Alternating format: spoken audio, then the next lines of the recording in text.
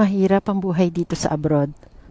Maaga pa, madilim, at malamig, gigising ka na kasi kailangan mong pumasok sa work.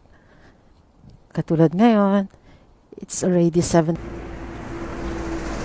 Pero dahil lagi naman busy ang mga tao dito sa London, lahat ay nagmamadali, papasok sa work, papasok sa school, at may mga kanya-kanyang pupuntahan. Marami namang nakakasalubong at nakakasabay sa pag-travel.